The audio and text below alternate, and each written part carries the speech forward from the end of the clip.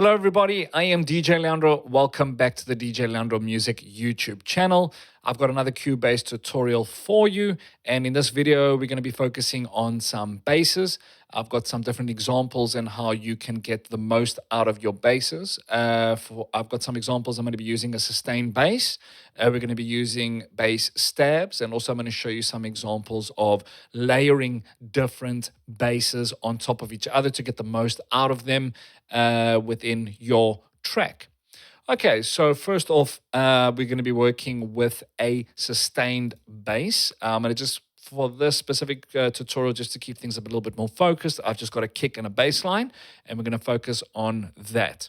Okay, so here's our kick together with our bass line before we start processing and everything. So just have a listen now.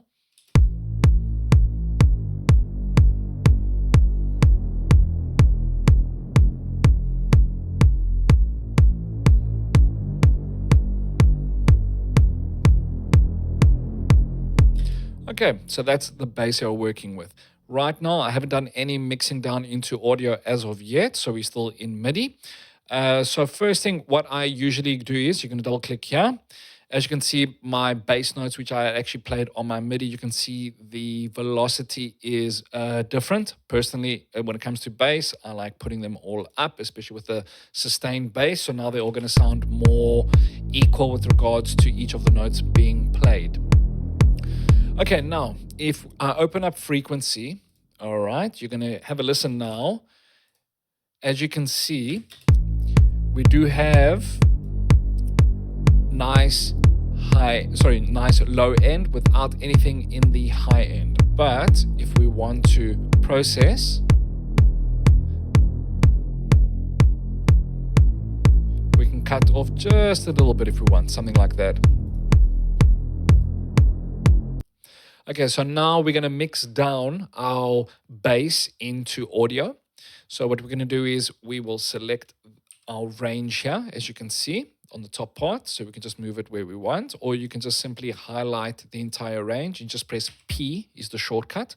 So for argument's sake, if we just wanted this range, press P, we'll highlight that. If we want all of this highlighted MIDI note, we'll just press P and we'll highlight. We'll then go to File, Export, Audio Mix Down. Now, because it's a single audio, we can click here where it just says bass sustain. We'll then have our name of the file, which is obviously bass sustain. Make sure wave is selected. And then also very important here, which is export as. We don't want interleaved or split channels. Mono down mix is what we want. And then after export, here you have your options. We want to do is create audio track. Then we will click export. Then you'll be greeted with this option. Make sure sample rate and bit depth is the same, and obviously copy file to our project folder. There we go. And here we have our bass now.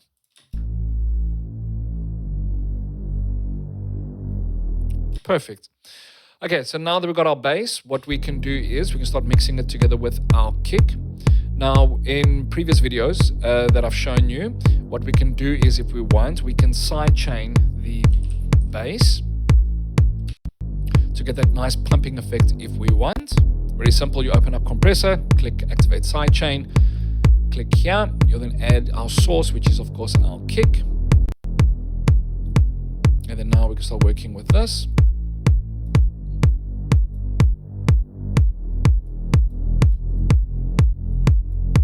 Now you can do that purely for stylistic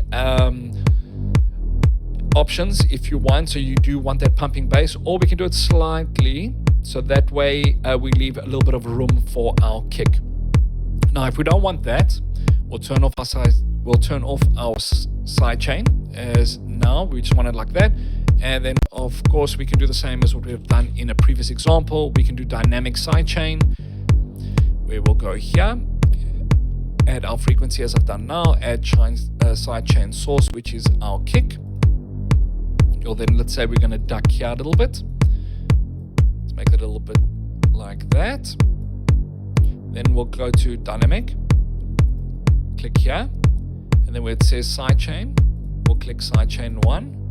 And then now, as you can see, it's now playing against our kick. So we're not going to duck the entire signal, so this is going to make a bit more space for our kick to come through with our bass. Now, another thing we can do is of course add some compression to it if we want. So we're going to add a compressor. My personal favorite, let me quickly find it here, for bass is of course CLA. Make sure obviously your compressor is mono. So now we're going to just add some compression for this.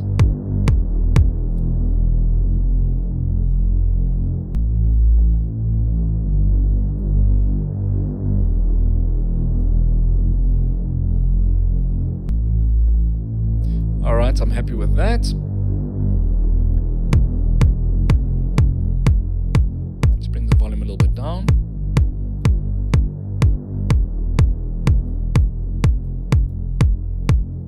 All right, perfect. So that's one example how you can fatten up your bass to make it sit nicely with your kick. All right, so now that we are completed with that example, we are now going to be working with a sub bass, which is a more stabby bass, no longer sustained in the previous example. So let's have a listen to this now.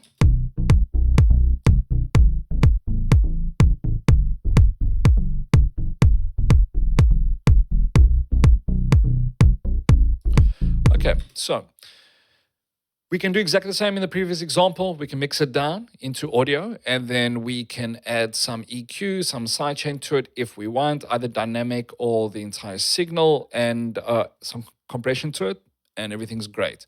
But another thing you can do is that you can layer bass sounds. So this specific bass, as you can see, this is the sub bass. And then the second bass that I have is more of a bass lead, if you will. So we're going to listen to that now so you can hear the difference.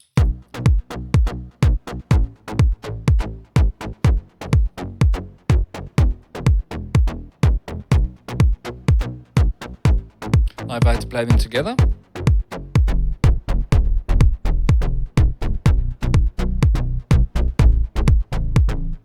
Okay, now as you can hear, there are some frequencies that are clashing together.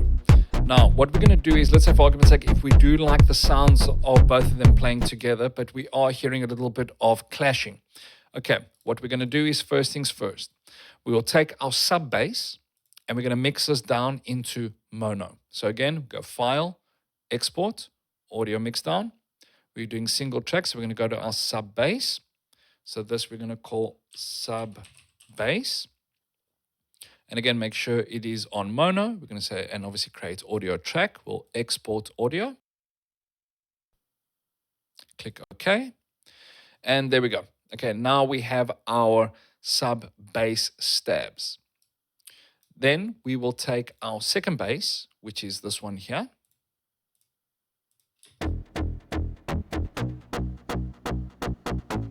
Okay, then what we're going to do is with this specific one, I'm going to show you a nice little trick now. We're going to export this, but we're not going to do mono. Make it interleaved, which is stereo. So we're going to mix this down into stereo. So this one we're going to call stereo bass. Again, we're going to export. You'll click OK. And now, as you can see the difference, we now have a stereo bass and a sub bass. And then what we'll do is we're going to first focus on the sub bass. So let's have a listen to that now. Okay, we'll add some compression to this.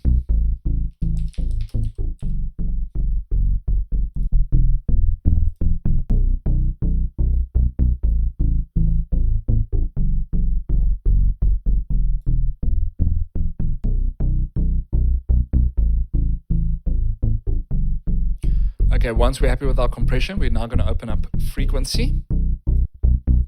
And then what we're going to do is we're going to do some harsh cutting to keep only the low end.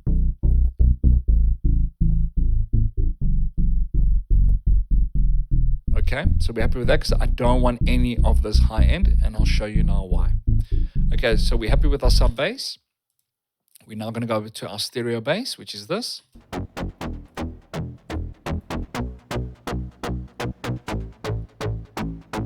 Okay, we're now going to compress this as well. And this is going to be a stereo compressor. So let's.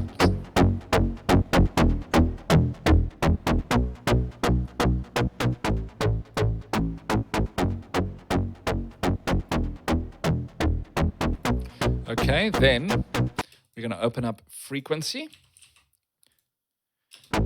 And we're going to do the complete opposite of what we did before. We want to keep the high end and kill the low end.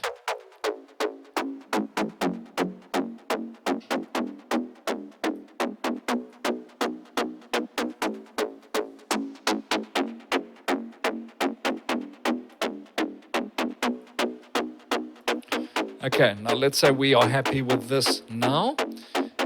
And I'm going to bring in the sub bass. So we get to a perfect volume of both of them playing together.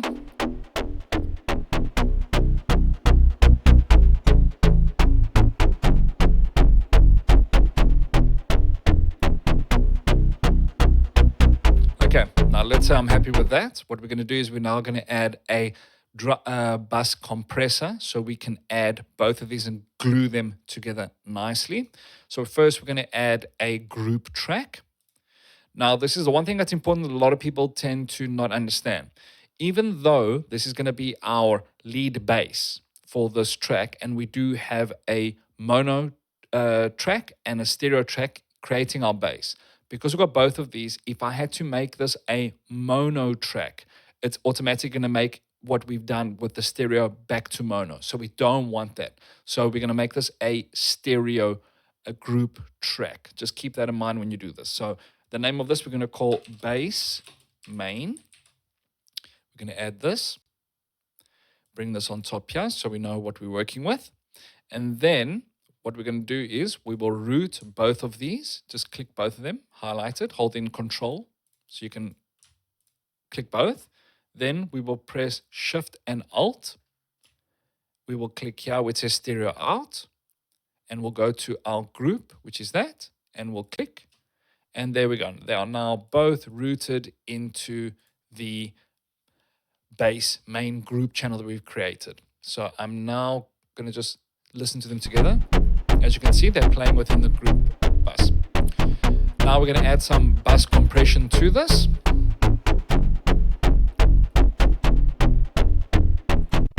So we can glue both of these together.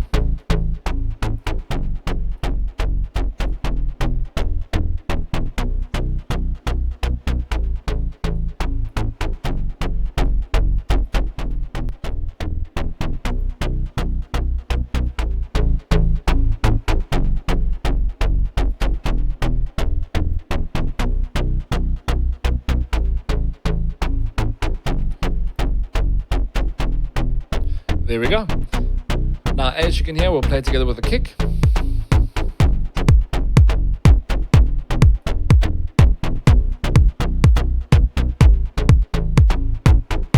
So now we've got the bass working phenomenally. Now, what we can do is back to the first example that I had shown you with regards to dynamic sidechain or complete sidechain. We can do that within the main bass group channel that we've done. So what we can do is we'll then go here into our bass main. Let's say we want to do some dynamic sidechain, because now both our basses are playing through the group bus. So what we're going to do is, for argument's sake, we're going to sidechain this into the kick.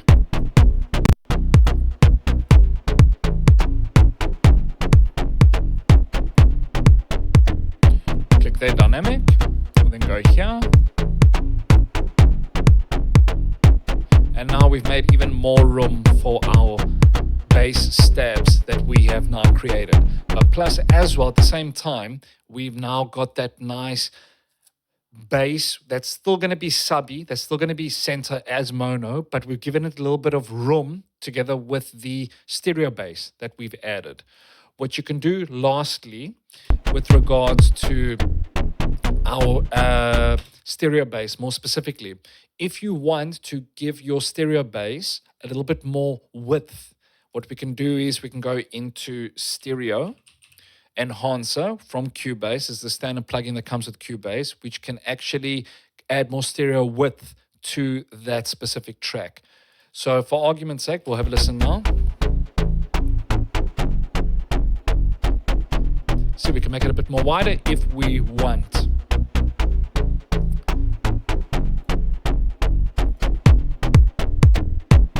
And the nice thing is, because it is glued together with the bass, you're not going to lose that essence of your bass. Even though the nice thing is, we've got the sub from the low end, from our sub bass, and we've now got a bit of a stereo with a bit of a lead bass, but without losing it, and it's not going to compete with the rest of your other instruments that you have. For argument's sake, if you have like a lead synth or pads or anything like that, this is not going to compete with this.